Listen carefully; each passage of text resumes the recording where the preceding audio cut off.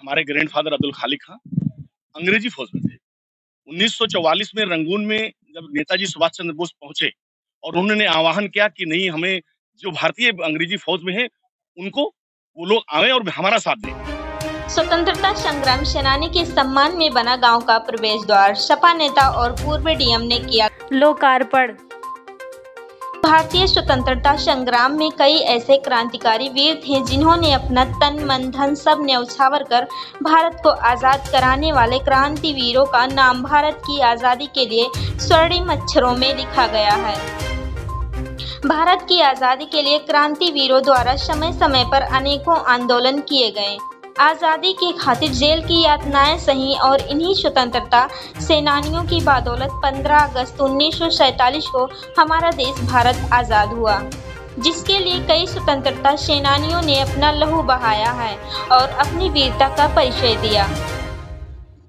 इन्हीं स्वतंत्रता संग्राम सेनानियों में एक नाम अब्दुल खालिक खां का है, जो जंगे आज़ादी में एक क्रांतिकारी सिपाही होने के साथ साथ गंगा जमुनी तहजीब, एक विद्वान, समाज सुधारक और मानवता की मिसाल थे। इनका जन्म 1 जून 1921 गोंडा जिले के हलथर मऊ मिर्जापुर के मुख्तारगंज गांव में हुआ और राष्ट्र सेवा व समाज सेवा के दौरान 3 मार्च 1994 को दुनिया को अलविदा कर दिया।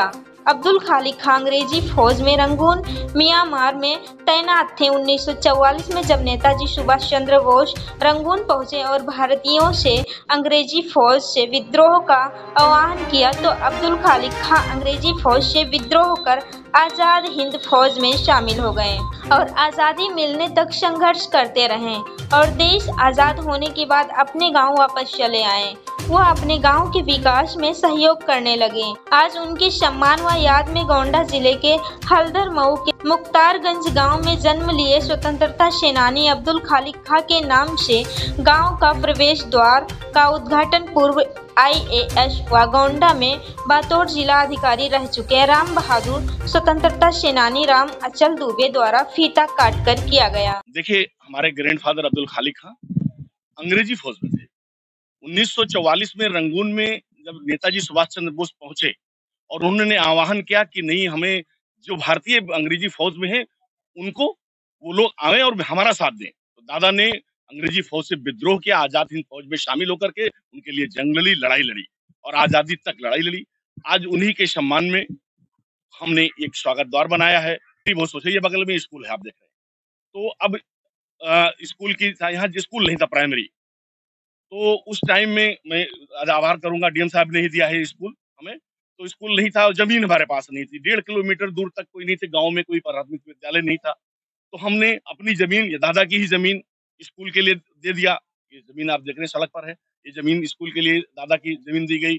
यहाँ पर मैरेज हॉल बनने के लिए जमीन नहीं थी, हम मैरेज हॉल लाए तो मैरेज हॉल की भी जमीन दादा की तरफ से ही दी गई। तो उनके तरफ से जो भी कुछ है और आगे भी हम भविष्य में कुछ कर पाएंगे तो इस क्षेत्र के लिए, शिक्षा के क्षेत्र में कुछ ज्यादा अच्छा करना चाहते हैं।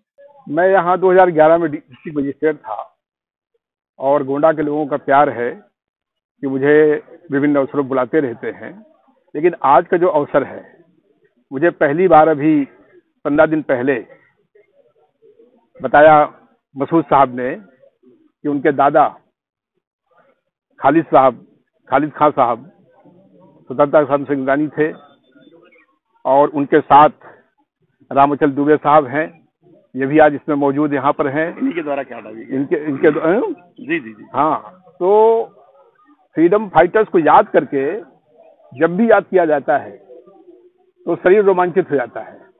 आज के इस कार्यक्रम में आकर के मुझे शायद 2011 के बाद जितने कार्यक्रम हुए हैं गोंडा में, सबसे अच्छा एहसास हो रहा है। बेहद खुशी की बात है कि ऐसे लोगों को याद किया जाता है और उनकी यादगार में आज ये द्वार बनाया गया है, उनकी स्मृति को ताजा करने के लिए। ऐसे ही गोंडा के जितने भी स्वतंत्रता संग्राम सेनानी हैं या इस देश में हर कोने में जिन लोगों ने अपनी जान दी है, अपनी आहुति दी है हम लोगों को आजाद कराने के लिए, खुली हवा में सांस लेने के लिए, इस मौके पर मैं आप सभी लोगों को मुबारकबाद देता हूं, मसूद साहब को मुबारकबाद देता हूं कि ऐसा आयोजन उन्होंने कराया है और ऐसे अवसरों पर हम याद कर रहे हैं, उन सभी को नमन कर रहे हैं जिन्होंने अपनी जान गंवाई है, कष्ट सहे हैं। तो बेहद खुशी का दिन है आज।